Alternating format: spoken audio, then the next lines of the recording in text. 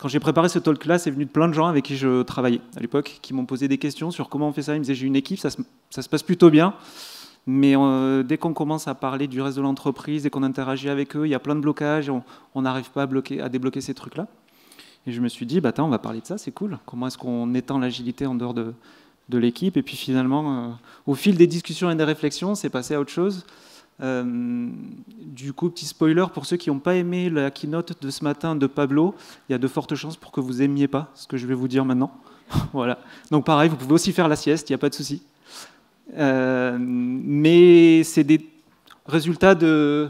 J'ai commencé l'agilité en 2000, enfin j'ai découvert l'agilité en 2008 avec Management 3.0 à l'époque. C'est le tout début de ma carrière, ça faisait 2 ans que je travaillais à peu près. Je suis arrivé dans un contexte où je passais de développeur et donc on m'a dit tiens, il faudrait monter une équipe, ce que je ne savais pas faire. Et j'ai découvert Management 3.0, j'ai lu ça, je me suis dit mais putain, les gens sont vachement intelligents en fait, j'avais pas pensé à tout ça moi. Et depuis, j'ai appris plein de choses et surtout j'ai appris que je sais de moins en moins comment ça marche. Ceci dit, j'ai quand même des petites idées sur comment on peut faire un peu mieux. Tout ce que je vais vous dire aujourd'hui, c'est super orienté, c'est mon opinion. Vous avez évidemment, comme disait Elie, je ne suis pas là pour changer quoi que ce soit ou influencer. C'est vraiment lancer des réflexions. Si vous n'êtes pas d'accord, ça m'intéresse d'autant plus que vous veniez en discuter après, parce qu'il y a certainement plein de choses que vous avez à m'apprendre. Je vais parler de plein de sujets.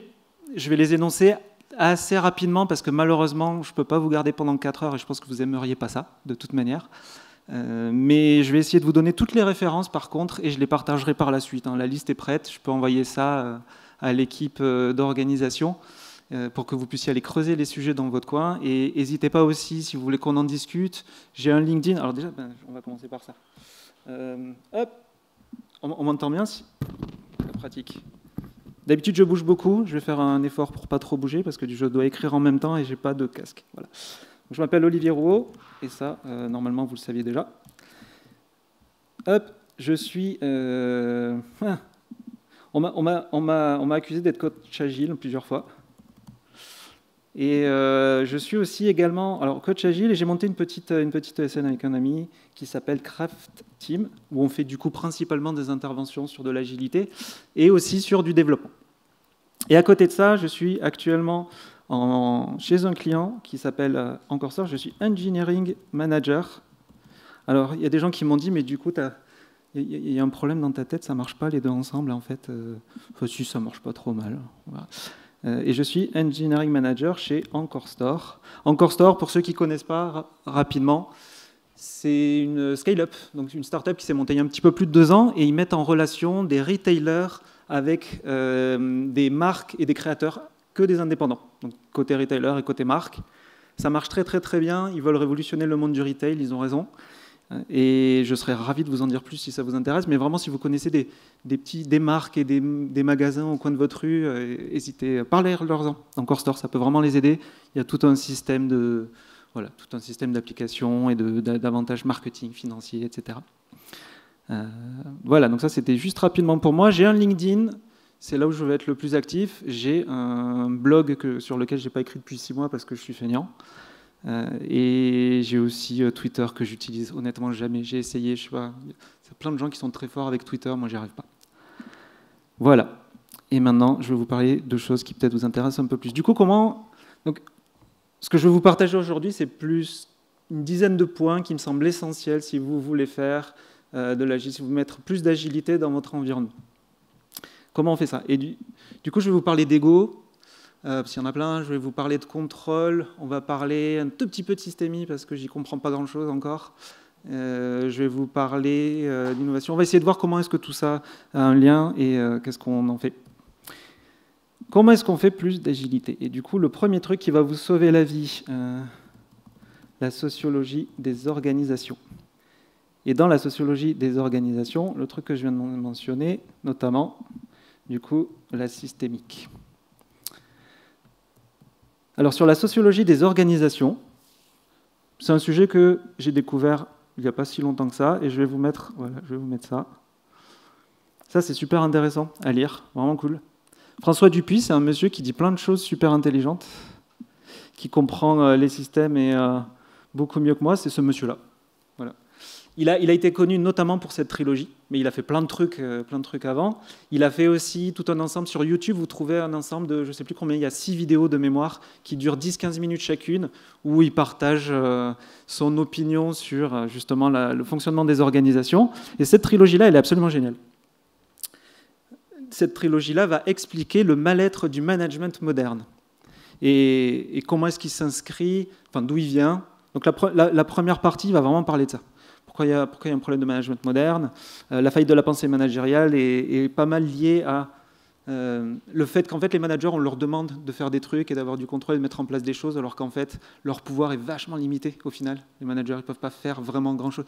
Et même si c'est des managers très haut placés, hein, si demain le CEO ou le directeur de la BNP dit « Hop, à partir de maintenant, vous faites tous du Kanban », il ne pourra pas, en fait, parce qu'il n'a absolument aucun moyen de faire ça, lui, tout seul. Tout chef qui puisse être d'une grande sensibilité, et ce n'est pas son taf, en plus. Mais c'est très, très bien expliqué. Et pourquoi c'est important, et pourquoi ça va vous aider il parle beaucoup, notamment dans ce bouquin-là, de la systémique. Est-ce que des gens ici connaissent, savent ce que c'est la systémique? Bien levé. Ok, un petit peu. Moi, je suis un jeune padawan, du coup, si je dis des bêtises, vous m'en voudrez pas. Mais la systémique, donc tout est un système, globalement. Ici, on a un système. Il y a moi qui suis en train de parler, donc on a des agents. Il y a moi, vous dans la salle en train de regarder, on a une salle, un écran, on a de l'audio, de la vidéo, plein de choses. Ce système, il a un objectif qui est, là en l'occurrence, l'objectif c'est plutôt de savoir qu'est-ce que je vais vous raconter pendant 1 heure. Et il y a des comportements émergents qui ne sont pas prévus à la base, mais qui sont naturels par rapport au fonctionnement des agents. Donc encore une fois, il y a des gens qui vont écrire sur leur téléphone, des gens qui vont prendre des notes, et des gens qui vont s'endormir, des gens qui vont se lever et partir parce que finalement ils n'aiment pas ce que je raconte, et c'est pas grave. Tous ces comportements émergents, ils sont naturels, ils sont difficiles à anticiper, mais par contre, ils peuvent aider à mieux comprendre le système. Pourquoi la systémique va vous aider? Parce qu'en général, on va s'attarder beaucoup aux symptômes. Et là, du coup, je pense que je ne vous révèle rien de particulier. On s'attarde aux symptômes et on va tout de suite à la solution. Moi, c'est un truc qui a tendance à m'irriter un peu, je me soigne. Mais sur les gens qui viennent d'arriver dans l'entreprise, depuis 2-3 jours, qui voient des trucs et qui disent « Ah, mais en fait, c'est pour ça que ça ne marche pas, votre truc, parce qu'en fait, vous faites ça. Genre, vos DSM, ils durent 1 demi-heure, donc c'est pas bien, en fait. C'est pas cool. C'est pas comme ça que c'est censé marcher. » On voit un symptôme et tout de suite, on va aller chercher une solution et dire « C'est ça qu'il faut changer. » La systémique nous apprend que ce n'est pas une bonne idée. Vous avez les 5 pourquoi, c'est une technique qui est assez connue. Je pose une question de pourquoi j'ai cette situation, puis j'ai une première réponse. Cette réponse-là, ce n'est toujours pas l'origine du problème, donc on va se redemander pourquoi. On estime que statistiquement, au bout de 5 pourquoi, vous devriez être remonté jusqu'à l'origine du problème. Donc ça fait partie des techniques qui vous permettent de faire ça. La systémique va vous permettre du coup de comprendre votre système, le système dans lequel vous évoluez, c'est-à-dire les gens qui sont dans l'entreprise, les interactions entre ces gens, les agendas, pourquoi est-ce qu'ils ont ce type de comportement, c'est quoi l'objectif qu'il y a derrière. Et en ayant ça, ça va vous permettre d'agir vraiment sur les parties importantes de l'organisation pour pouvoir changer les choses. Ça veut dire quoi? Ça veut dire quoi? Qui travaille dans la tech ici, ou en tout cas de manière très liée à la tech? Ouais, ok. Dans une configuration assez classique, vous avez une équipe de développement, et puis vous avez une équipe de qualité qui va regarder ce que l'équipe de développement a fait.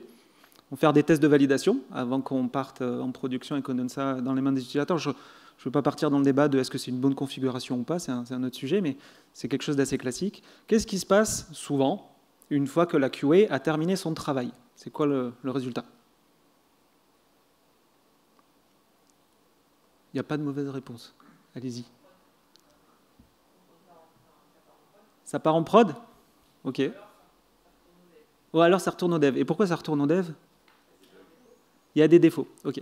Et donc là, on a un système avec des gens QA, des gens développeurs, un objectif qui est de livrer un truc en prod, et on a des bugs. Et qui, à la base, voulait créer des bugs? Hein? C'est marrant. J'avais lu un article il y a quelques années qui m'avait beaucoup fait rire, de développeurs qui disaient « Mettez des bugs, mais vraiment mesquins dans le code, que seul vous allez pouvoir pour créer votre taf de demain. » Je pense que c'est à la marge, hein. Il n'y en a pas beaucoup qui font ça, globalement. Quand on fait du dev, j'ai fait du dev pendant des années, on a plutôt envie de livrer un truc qui marche bien. Après, l'expérience fait qu'en général, on se dit « bon, ça ne va pas marcher, donc du coup, je vais bien repasser dessus et puis je vais apprendre des trucs ». Mais personne voulait créer des bugs, ce n'était pas l'objectif. Donc du coup, les bugs, c'est un comportement émergent. Et si on analyse le système, on va réussir à comprendre pourquoi. Alors, il pourrait y avoir plein de raisons. Hein. Les fonctionnalités pas claires, on avait déjà de la dette technique qu'on ne connaissait pas, le système n'était pas, la code base, en tout cas, le code n'était pas bien maîtrisé. Il peut y avoir plein de raisons à ça. Ceci dit, si on essaye juste de traiter les bugs, on traite le symptôme, encore une fois. On n'a pas résolu le problème de base, ce qui fait qu'on va continuer à générer des bugs derrière. Si on s'intéresse à ce genre de sujet, la systémique va vous aider. OK. Ce qui va être important, du coup, c'est de savoir... Et d'ailleurs, je vais mentionner ça. Donc, pourquoi la systémique est importante? Si vous voulez mettre plus d'agilité, on parle de changement. Il y a eu beaucoup, ce mot-là, il a été beaucoup répété aujourd'hui, et je pense qu'il est répété depuis des années. On parle de changement, et quand on parle de changement, il faut qu'on arrive à trouver les bons leviers. Ce qui se fait souvent, c'est qu'on travaille plus... alors, du coup, je vais le dire à l'envers.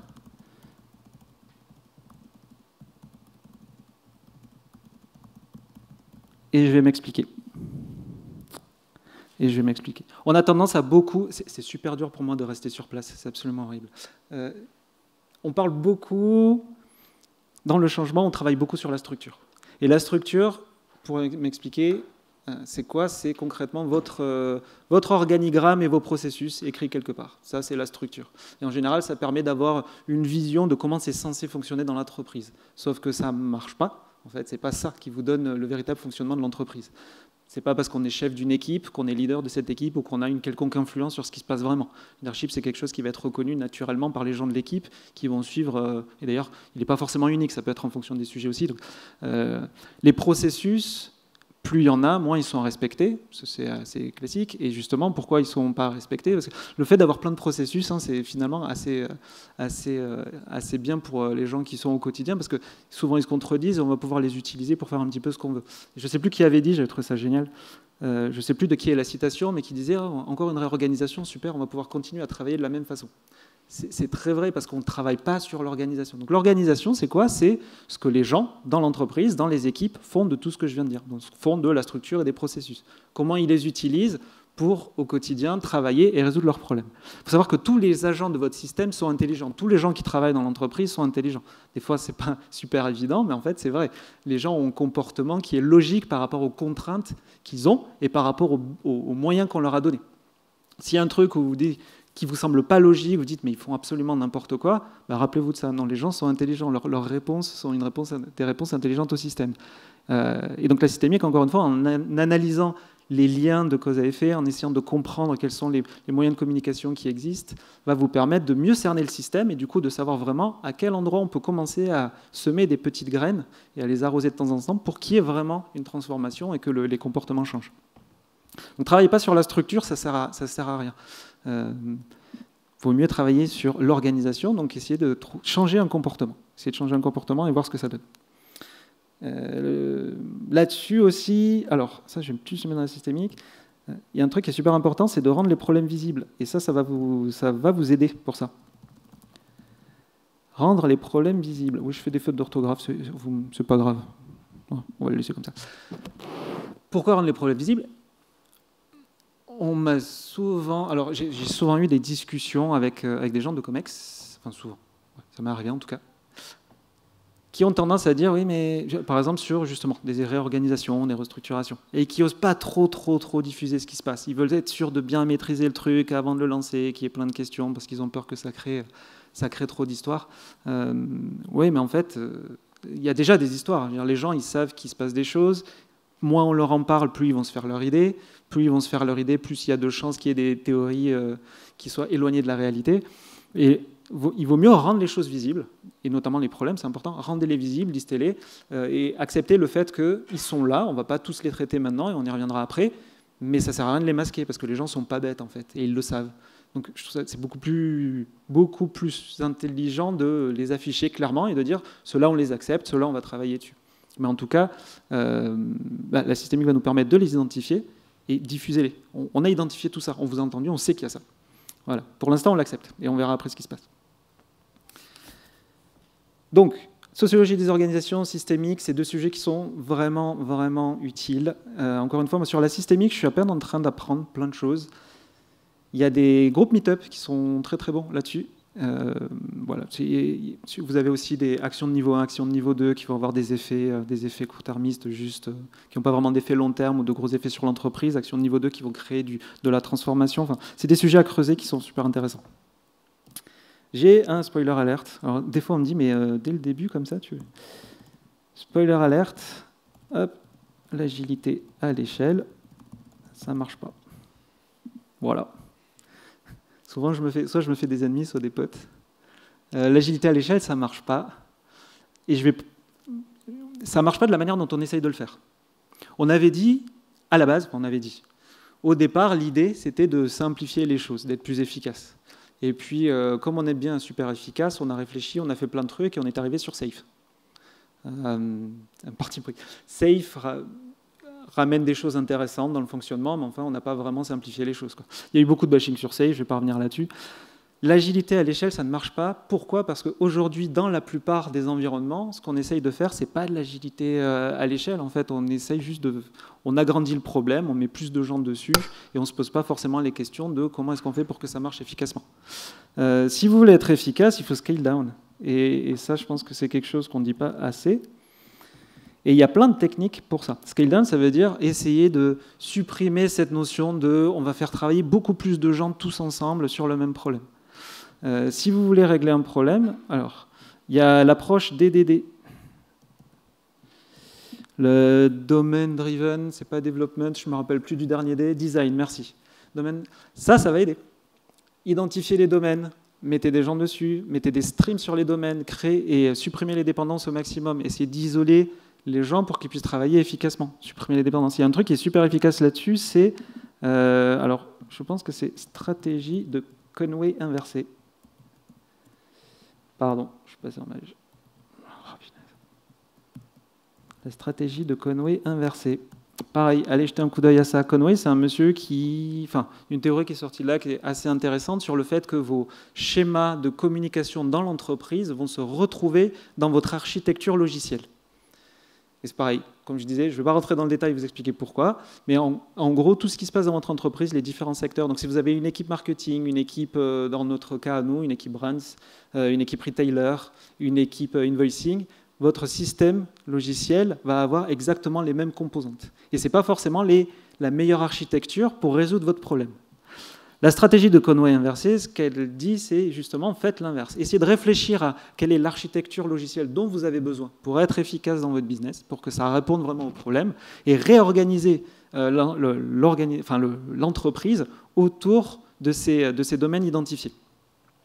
Alors, je pense qu'on ne peut pas non plus être catégorique et dire on ne peut pas organiser le business sur la base de l'archi, on ne peut pas non plus organiser l'archi sur la base du business. Il y a un juste milieu à trouver entre les deux, mais ces deux techniques-là vont clairement vous aider. Et surtout, ça va permettre de créer cette indépendance. Si vous voulez des équipes efficaces, il vous faut des petites équipes qui aient une totale autonomie sur ce qu'ils font en termes de prise de décision et qui puissent aussi avoir le moins de dépendance possible avec les autres. Travailler sur les dépendances, vraiment passer du temps dessus, vous ne le regretterez pas. Si vous voulez être efficace, plus vous avez de dépendance, plus ça va être une grosse galère à tous les niveaux. Et en termes de communication, en termes de gestion du code, il va y avoir des merges dans tous les sens. Je ne sais pas si pour les devs qui ont déjà fait des PR avec 3000 lignes qui ont été modifiées dans le code, c'est juste insupportable. En fait, la charge cognitive, elle n'est pas gérable. Donc, travailler sur scale down. Donc, l'agilité à l'échelle ne marche pas telle qu'on veut la faire. Mais en fait, si, ça peut fonctionner. Pour moi, l'agilité à l'échelle, c'est plein de petites équipes autonomes qui arrivent à faire des trucs dans leur coin sans toucher aux autres. Le modèle de Spotify, même s'il a été démenti, il y a plein de gens qui sont sortis de Spotify qui ont dit non, attendez les gars, c'est une blague, on n'a pas fait ça, c'est pas vrai. J'exagère, mais c'était presque ça. Il y a des trucs super intéressants dedans, notamment le fait de dire on a créé une architecture qui fait que nos équipes peuvent travailler, livrer en prod, et ça impacte qu'une partie du produit. Donc j'ai une équipe qui s'occupe de la playlist. Si elle met un truc en prod, il n'y a que la playlist qui foire. Les gens peuvent continuer à écouter de la musique, ils peuvent continuer à chercher, ils peuvent continuer à faire plein de choses. Ça ne va pas me foirer toute mon application.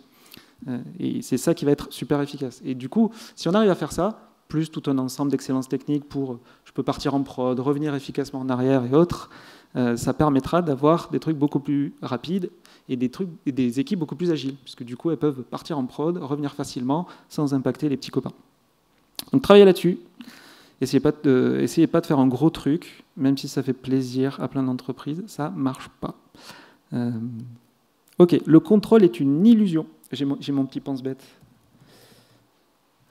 Le contrôle est une illusion. On en a beaucoup parlé de ça aujourd'hui. Enfin, en tout cas, j'ai entendu pas mal de gens en parler. Et c'est pas facile à accepter. C'est pas facile à accepter. J'avais vu un talk en 2019 à l'Agile Tour Paris d'un monsieur qui parlait de... il expliquait plusieurs bouquins qu'il a lus. C'était juste un compte-rendu de ces livres-là qui était du coup super intéressant.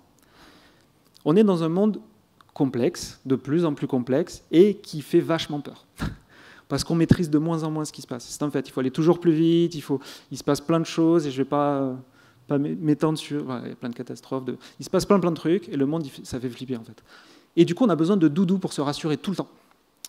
Dans les doudous, le contrôle et les techniques de contrôle, c'est des doudous en fait. C'est juste qu'on a l'impression, à un moment donné, qu'on contrôle ce qui est en train de se passer. Donc les roadmaps, c'est un doudou. Voilà. Le reporting, dans la hiérarchie, c'est un doudou. Les estimations, c'est un doudou.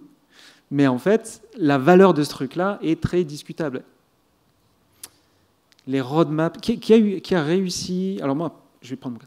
J'ai jamais vu une roadmap fonctionnelle, je parle de roadmap fonctionnelle, qui marche en fait.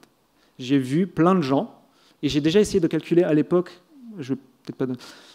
J'étais dans une grande entreprise et j'ai demandé aux gens, est-ce que vous avez un jour calculé le prix de revient des réunions roadmap? On en avait une par semaine avec plein de gens très cher payés qui passaient 2 heures à réécrire la roadmap qu'on avait écrite la semaine d'avant.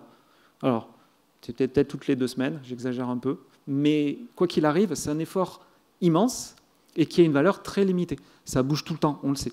Alors, il y a plein de manières de faire différemment. Je ne dis pas qu'il ne faut pas faire de roadmap, j'ai dit ça pendant un temps. Et puis finalement, je me suis dit, bon, c'est peut-être un peu violent. On peut faire des roadmaps d'impact business. Là, pendant 3 mois, qu'est-ce que vous avez besoin de générer dans votre entreprise pour vous placer par rapport à la concurrence? Qu'est-ce qui est urgent là maintenant, tout de suite? Mettez dessus des indicateurs. Les KPI, ce n'est pas un gros mot. Moi, je n'ai rien contre les KPI. Je trouve que ça donne le pouvoir aussi aux équipes de contrôler ce qu'ils sont en train de faire et de voir leur progression. Il y a 2 types de KPI. Des KPI de progression, est-ce qu'on est en train d'évoluer? Et des KPI de succès, est-ce qu'on a atteint ce qu'on voulait atteindre? Et ça, c'est des indicateurs qui sont même souvent demandés par les équipes. Moi, là récemment, donc chez Encore Store, on est en train de parler de ce qu'on essaye qu'est-ce qu'on va vouloir faire en 2022. Et les premiers feedbacks que j'ai eu des équipes, c'est vachement bien. On a une belle vision, on a compris où on veut aller. Maintenant, comment est-ce qu'on sait qu'on a réussi?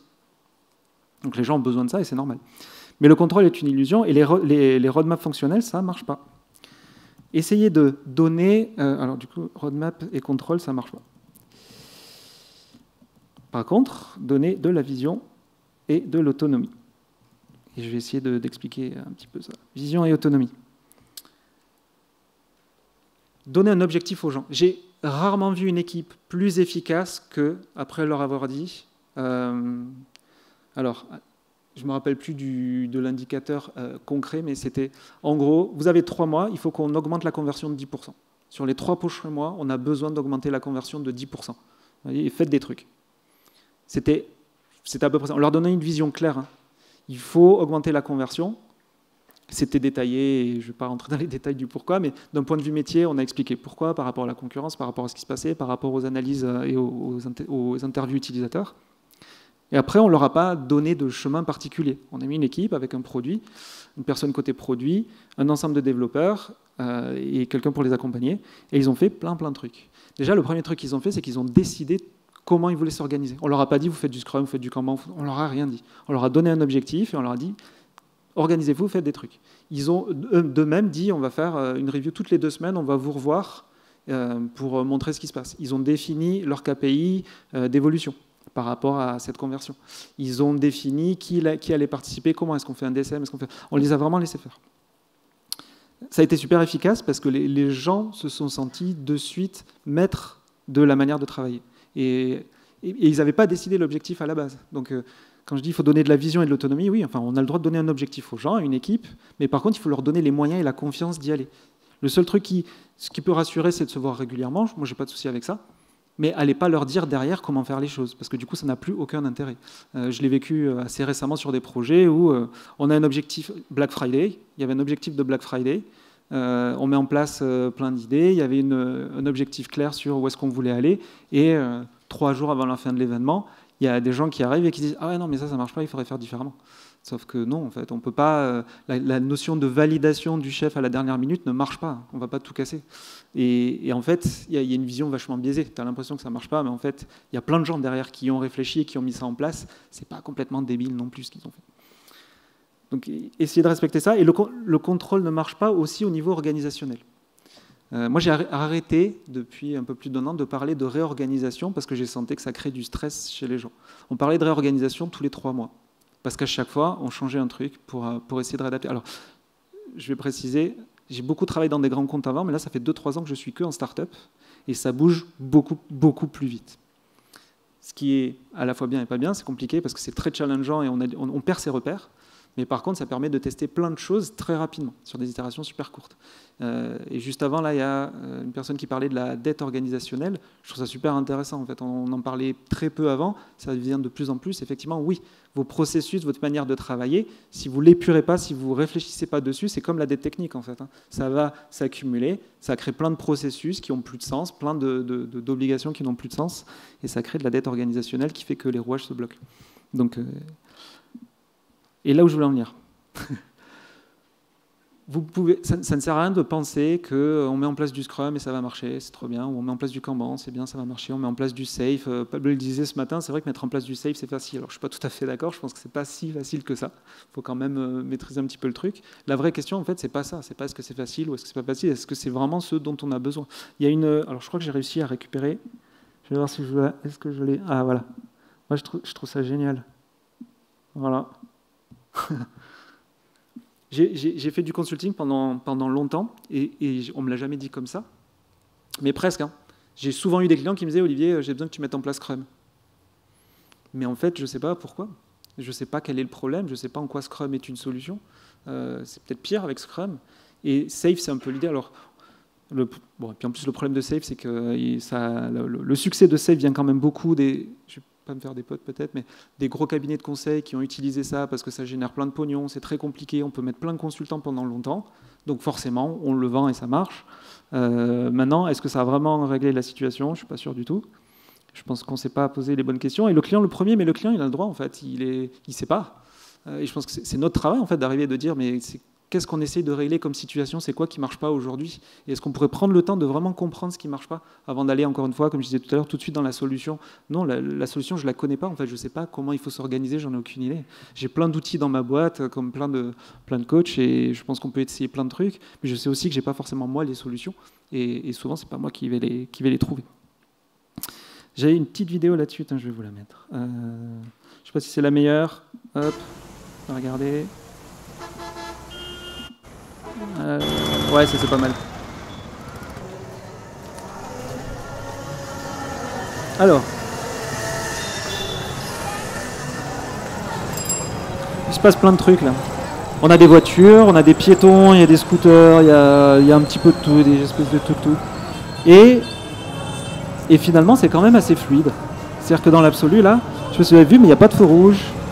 Il y a un rond-point au milieu, on sait à peu près, il n'y a pas de marquage au sol, il n'y a pas... Alors, on a des délimitations quand même. Je vais enlever le son un peu. Il y a des délimitations, donc on a, voilà, les gens ils ne sont pas en train de rouler sur le rond-point ou dans les arbres ou en train d'éclater des immeubles. Donc il y a quand même un cadre où on a des limites et on sait où sont ces limites, où est-ce qu'on peut aller. Mais il n'y a pas de marquage au sol, il n'y a pas de feu, il n'y a pas de... Il y a un consensus. Les gens se sont mis d'accord entre eux sur comment est-ce qu'on allait fonctionner. Si vous essayez de commencer à améliorer... Alors, dans certains cas, ça pourrait mieux marcher, mais dans l'absolu, j'ai une autre vidéo, là, mais le temps que je ne veux pas perdre de temps à la chercher. Il y a tellement de gens et tellement de trafic de circulation que ça serait certainement contre-productif, ça va être insupportable. Vous allez créer des bouchons, vous allez créer beaucoup de blocages parce que les gens n'auront plus la capacité eux-mêmes d'organiser les choses pour que ce soit fluide. Là, ça marche quand même plutôt bien. Alors, il n'y a pas longtemps, on m'a dit « Oui, mais combien il y a d'accidents ?» J'avoue, je n'ai pas vérifié. C'est une bonne remarque, je la prends pour la prochaine fois. Mais c'est un bon système, c'est un bon exemple d'auto-organisation. Je trouve qu'il y a un consensus qui se crée. La difficulté, c'est pour les gens qui arrivent de l'extérieur. Comment est-ce qu'on intègre ces gens-là? Parce qu'ils arrivent dans un système où il n'y a pas de vrais repères, il va falloir apprendre des gens qui sont déjà là et qui se sont mis d'accord entre eux. Ceci dit, c'est de l'auto-organisation, là on est pas mal. On a répondu au problème, ça circule et ça marche. En tout cas, sur cet extrait-là, ça marche quand même plutôt bien. Donc laissez les gens s'organiser, c'est quand même important. Si vous voulez que ça marche, ça, il va falloir créer un environnement de sécurité. Environnement ou sentiment, peu importe, mais ça revient au même. Et ça veut dire quoi? Oh la vache. Ça veut dire quoi? Le premier point, ça veut dire que j'ai le droit d'annoncer les mauvaises nouvelles. Ça, c'est une discussion que j'avais eue avec Alistair Cockburn. Je ne sais pas s'il y en a qui le connaissent. Alistair Cockburn, qui est très très connu dans le monde de l'agilité, qui est un des auteurs du Manifeste Agile. Alors, je peux annoncer les mauvaises nouvelles. Alors, récemment, il a dit, si vous me donnez 4 personnes, tous dans la même salle, avec un accès direct au client, peu importe votre projet, je vous garantis le succès. Je vous garantis que ça va marcher. Moi, je le prends et ça va marcher. Il a dit, à la limite, je prends 8 personnes dans 2 pièces séparées, 2 groupes de 4 et ça va marcher. Il dit, si vous avez besoin de plus de gens que ça, j'y touche même pas, votre truc, il part dans le mur. Et j'avais discuté un peu avec lui, donc c'était à Agile Lille, pareil, en 2019. Je lui ai dit, d'après toi, c'est quoi la condition nécessaire pour que ça puisse marcher? Le premier truc sans quoi tu dis, je ne viens pas travailler chez vous, parce que de toute façon, on n'y arrivera pas. Et il m'a dit, il faut que je puisse annoncer les mauvaises nouvelles tout de suite. Il y a un truc qui ne va pas, il y a un truc qui ne marche pas bien, on a un blocage, et ça peut être n'importe quelle mauvaise nouvelle, ça vient de péter en prod. Je veux avoir la tranquillité d'aller voir n'importe qui dans l'entreprise, jusqu'au plus haut niveau, et de leur dire, ah là, ça a pété. Et la réponse que j'attends de cette personne-là, c'est comment je peux vous aider. Et ça va vous permettre de créer cet environnement où les gens vont oser faire des choses et les gens vont oser améliorer. Si vous n'avez pas ça, en fait, dès qu'on touche à un truc, si on commence à chercher des coupables au lieu de chercher des solutions, les gens vont se protéger, ils vont arrêter de faire... Quand on me dit qu'il y a un manque d'innovation dans les entreprises ou que les gens n'osent pas améliorer le système, c'est pas vrai en fait. C'est qu'on a créé un système qui fait que les gens n'osent pas le faire. C'est pas les gens eux-mêmes qui veulent pas améliorer. Je vais rester très dans le mode du développement parce que c'est là d'où je viens, mais aucun développeur a envie de se prendre la tête un samedi et un dimanche pour faire une release en production. C'est pas vrai. Ça l'emmerde au moins autant que vous. Aucun développeur a envie de passer 1 heure à faire des tests à chaque fois qu'il fait un commit. Ça lui fait pas plaisir. S'il ne change pas sa situation, c'est parce qu'il a l'impression qu'il n'a pas le droit, ou que si jamais il fait un truc et que ça casse, on va lui taper dessus. Donc, le fait de pouvoir annoncer les mauvaises nouvelles, et du coup, le fait de... On a le droit avoir le droit de se tromper, quoi. Ouais. Avoir le droit d'échouer. On va le dire comme ça. C'est super important d'avoir le droit d'échouer. Ce qui est important aussi, c'est de ne pas en rester là.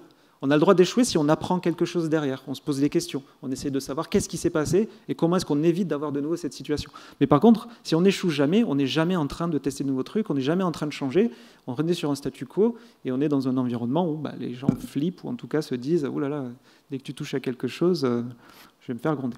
Donc, si vous n'avez pas ce truc-là, vous n'arriverez pas à faire le reste, c'est sûr. Et vous aurez pas... Ça va être très difficile de créer une culture agile dans l'entreprise. Les gens ne vont pas oser prendre d'initiative.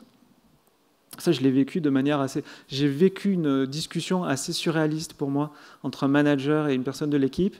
Cette personne avait fait une modification, une personne qui était dans une équipe DevOps, qui avait fait une modification en prod. La modification a mis le bordel et la prod a été bloquée pendant 4 heures. Et on a mis 4 heures à s'en rendre compte, premièrement parce que c'était le week-end. Enfin bref, peu importe les détails. On a mis 4 heures à s'en rendre compte. Ça a un impact énorme en termes financiers. Moi, je comprends que ça a un impact de fou.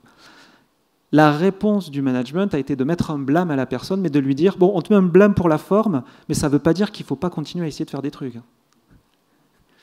Ça ne marche pas, hein, on est d'accord. Enfin, je veux dire, non, j'ai pris un blâme, je ne touche plus à rien. J'ai compris que la règle, c'est si je fais un truc et que ça casse, vous n'allez pas m'aider, en fait, vous allez me taper dessus. C'est ma faute. Je trouve ça assez moyen. Et après, on s'étonne que les gens n'essayent pas de changer tout ça. Il est 18h05. Je vais essayer... Ouais, si, on est bien. Je sais que vous avez tous envie d'aller goûter le vin tout à l'heure, donc on va faire ça vite. Ok, alors le prochain, en général, c'est là où les gens se lèvent et partent de la salle. On en reparlera après. C'est pas celui-là, c'est juste après, tu vois. Le plus gros ennemi, c'est l'ego. Voilà. Celui-là, il est dur à entendre, et il est dur à dire à des gens qui en ont beaucoup. Je dis pas que l'ego, c'est pas bien, moi j'en ai de l'ego. J'en ai de l'ego, c'est ça qui me drive. Si je suis là aujourd'hui, là, en train de vous parler, il y a une question d'ego. Hein. Moi, je trouve ça cool qu'il y ait des gens, même si à la limite, je me dis, peut-être qu'il y en a qui se disent, mais qu'est-ce que je fous là, ça, il me fait chier. En fait, je trouve ça cool qu'il y ait des gens qui viennent m'écouter. En entreprise, je trouve ça cool, j'ai de l'ambition, j'ai envie de réaliser plein de choses. J'ai encore plein de trucs à faire dans ma carrière. Ceci dit, c'est pas le premier truc que je vais aller chercher. C'est pas du tout le premier truc que je vais aller chercher. Et si c'est la première source de motivation pour une action dans l'entreprise, on a un gros problème. Il y a pareil, un bouquin qui est très très bien là-dessus. Hop. Les 5 dysfonctionnements d'une équipe. Je ne sais pas si j'ai une photo du monsieur, s'il est là. Voilà, ce monsieur-là, qui a écrit les 5 dysfonctionnements d'une équipe. Si vous ne l'avez pas lu, pareil, vraiment, je vous conseille de le lire.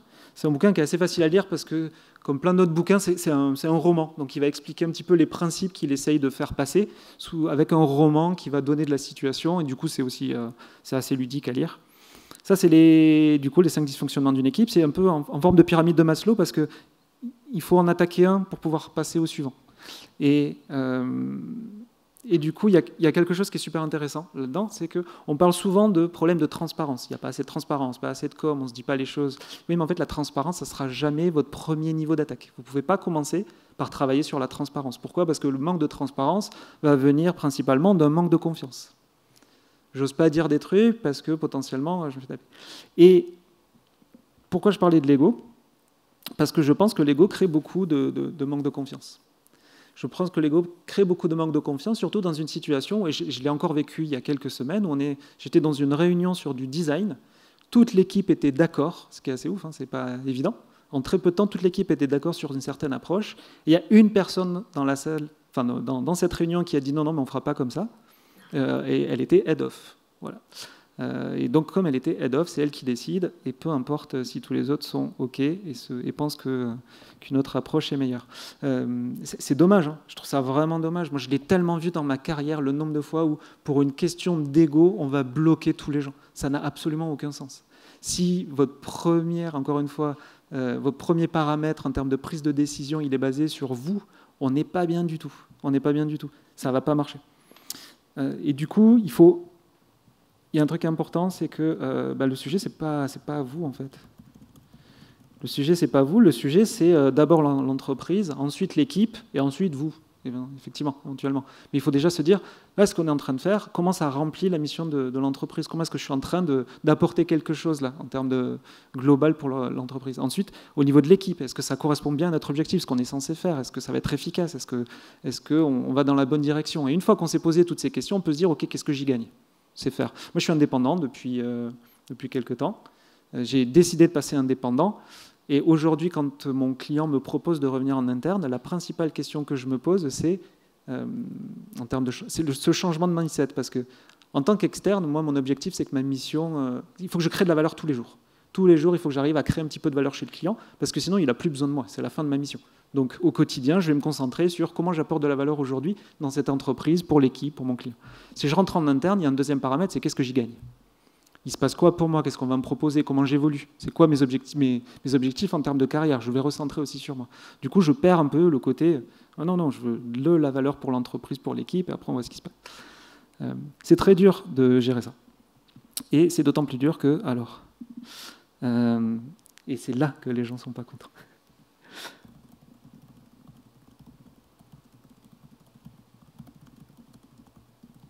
Voilà. Il y a des chances, il y a de fortes chances pour que ce soit vrai. Alors, et en même temps, il y a toujours une personne qui va être plus intelligente, éventuellement, et c'est peut-être vous, tant mieux. Mais vous n'êtes pas la personne la plus intelligente dans la pièce, et là où je veux en venir surtout, c'est qu'on n'est plus... Enfin, dans une pièce, vous êtes avec d'autres personnes. Et donc forcément, si on met tous les cerveaux ensemble et qu'on réfléchit tous ensemble, on va trouver des trucs beaucoup plus intelligents. C'est sûr, c'est sûr. Il vous faut libérer l'intelligence collective. C'est là-dessus qu'il faut travailler.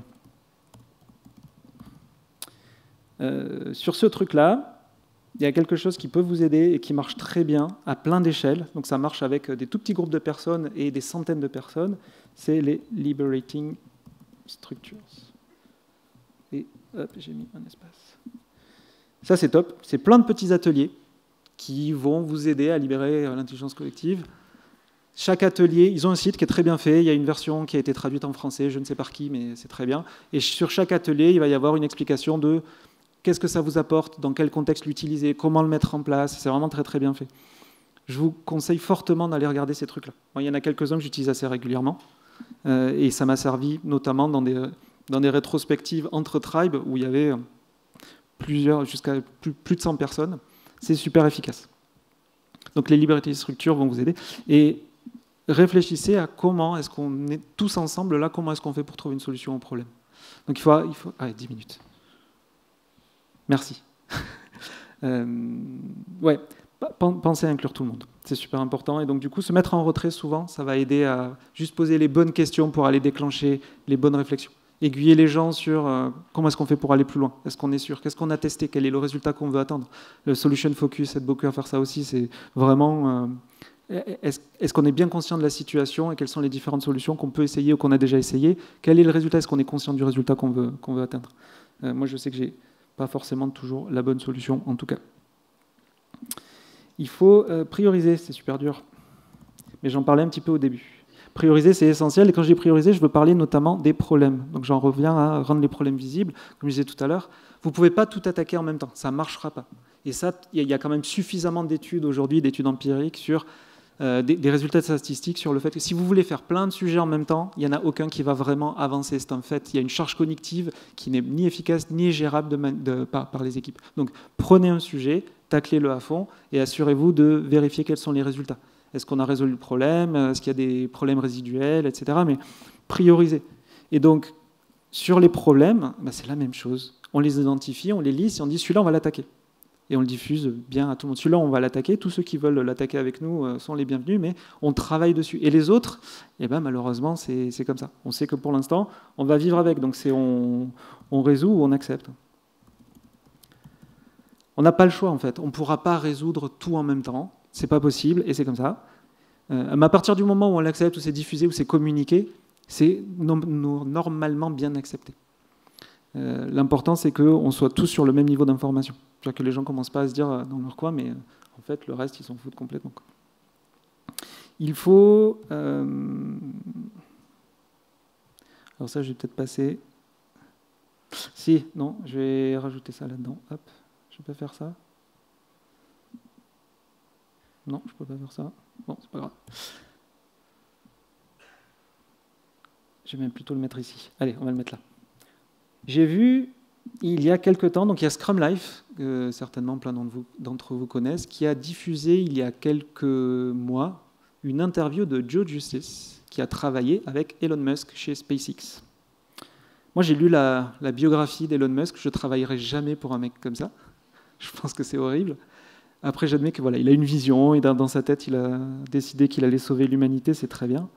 Mais par contre, il y a des trucs super intéressants. Il y a un truc qui m'a marqué dans cette interview, et du coup, il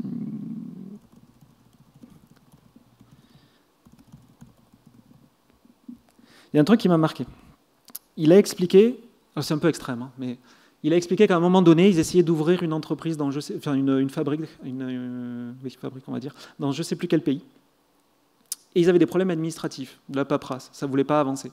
Donc Elon Musk, il a pris son sac de couchage, il a pris un avion, il est allé dormir sur place, sur le chantier. Et il est resté là jusqu'à ce que ça se débloque. Et tous les jours, il était là pour aller résoudre les problèmes administratifs de comment on débloque la situation pour pouvoir construire le truc. Il a des gens pour faire ça. Hein. Mais à cet instant-là, c'était le plus gros problème de son entreprise. Il fallait résoudre ce truc-là. Et du coup, lui, en tant qu'exécutif, son travail au quotidien, c'était de résoudre ce problème, parce que c'était le plus important. Et du coup, tout le monde travaille, quand je dis tout le monde travaille sur les problèmes, je pense à ça. Plus vous êtes élevé dans la ligne hiérarchique de l'entreprise, plus vous devriez être le premier à vous poser la question de qu'est-ce que je peux faire moi tous les jours là pour résoudre ce problème-là. Il y a un blocage, qu'est-ce que moi je peux faire pour que ça avance? Qu'est-ce que moi je peux mettre en place? Comment je peux changer les choses pour qu'on résolve ce truc-là? Et ça vient aussi de tout le monde travaille sur la chaîne de production, qui était un deuxième feedback de cet entretien, que j'ai trouvé très intéressant, c'est à un moment donné, tout le monde doit être participatif sur la production de valeur, pour comprendre ce qui se passe au quotidien, comment ça marche, et quels sont les blocages qu'on peut rencontrer. Tout le monde, moi, comme je le disais, aujourd'hui je suis engineering manager, j'ai fait beaucoup de dev dans ma carrière. C'est quelque chose qu'aujourd'hui on me demande et que je trouve très intelligent, c'est de me remettre un petit peu dans ce dev, c'est-à-dire de recomprendre quel est le quotidien des équipes. Si vous le vivez tous les jours, vous allez beaucoup mieux comprendre pourquoi vos devs ils sont en train de râler à dire ouais, mais bon, les PR là c'est de la souffrance quoi. C'est juste de la souffrance. Et essayez de bien sentir quels sont les blocages dans votre chaîne de production pour pouvoir les identifier et travailler dessus. Donc tout le monde travaille sur les problèmes et c'est important. Il y a un truc qui peut vous aider dans tout ça, et vu qu'il me reste à peu près 5 minutes, ouais. Agile Fluency. Je pense qu'on peut même prendre 10 minutes parce que j'ai rarement de questions à la fin. Je pense que les gens sont saoulés, ils veulent juste aller, que je les laisse tranquilles. Donc, Agile Fluency, pour ceux qui ne connaissent pas, c'est un modèle. Hop, et c'est pareil, je vous ai fait. D'habitude, je fais tout ça en live, mais comme j'ai pas d'internet ici, j'ai pris des petites photos. Il est où?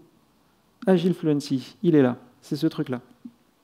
Vous n'allez pas allez pas lire tous les trucs, vous pourrez aller voir plus tard. C'est super intéressant. C'est super intéressant, c'est pas un modèle de maturité. Donc c'est pas du CMMI ou autre, c'est pas un modèle de maturité agile, et c'est important de le préciser. C'est un modèle qui va vous expliquer, qui explique qu'il y a des étapes par lesquelles que vous ne pourrez pas éviter. Il faut forcément travailler sur ces trucs-là. Et ça va être dans cet ordre-là. Que vous le vouliez ou non, c'est ça qui va vous permettre d'aller à chaque fois un petit peu plus loin dans votre expérimentation de l'agilité et d'une culture agile. Pourquoi c'est important? Parce que si on n'a pas ça en tête, on va essayer de résoudre des problèmes qui sont beaucoup trop tôt, où on ne sera pas encore prêt, on n'aura pas encore la culture ou l'organisation ou les connaissances ou l'environnement pour pouvoir le faire. Donc utiliser ce truc-là, c'est super intéressant. Et surtout, l'un des trucs à garder en tête, c'est, ça c'est pareil, il me semble que ça a été un petit peu énoncé, mais c'est d'aller là où vous avez besoin et pas forcément là où vous pensiez. Merde. On a tous un schéma, et surtout quand on fait de l'accompagnement, du coaching ou autre, moi j'étais je l'ai fait aussi, on a un schéma dans notre tête de c'est là qu'il faut aller. Et on va les pousser souvent pour aller là. Parce que c'est un truc où on se dit c'est là qu'ils vont être mieux, c'est là que ça va aller mieux pour tout le monde. Il y a plein de biais cognitifs là-dedans. Déjà, on n'en sait rien en fait s'il faut aller là. Des fois, les gens, on a l'impression qu'ils partent dans le mur, mais en fait, non, tant qu'on n'a pas testé, on ne sait pas du tout s'ils partent dans le mur, et peut-être que c'est finalement ce qu'ils ont besoin de faire à ce moment-là. Et du coup, ce modèle vous permet aussi de réfléchir à tout ça. C'est-à-dire que ce n'est pas parce que vous arrêtez sur l'étape de focusing que ce n'est pas bien ce que vous faites et que vous n'êtes pas dans une culture agile et que votre entreprise ne va pas assez loin. Ce n'est pas vrai en fait. C'est peut-être qu'aujourd'hui, c'est juste que résoudre et être dans le focusing, c'est ce dont l'entreprise a besoin pour être efficace. Et il n'y a pas forcément besoin d'aller plus loin. Et si un jour il y a besoin, vous allez le sentir et vous pourrez essayer d'aller continuer sur ce chemin de résolution des problématiques et de mise en place d'une culture agile dans l'entreprise. Mais du coup, il ne faut pas forcer le truc. Ça ne va pas résoudre les problèmes. Agile Fluency vous permet d'avoir une idée un petit peu de quelles sont les différentes étapes par lesquelles je peux passer et comment je fais pour avancer. Donc gardez-le en tête et surtout, essayez d'oublier le monde parfait que vous avez peut-être en tête, que moi j'ai eu pendant très longtemps en me disant si on ne fait pas ça, ça ne va pas marcher. En fait, ils n'y sont pas, ils ne sont pas prêts. C'est plus facile si vous ne faites pas partie du système.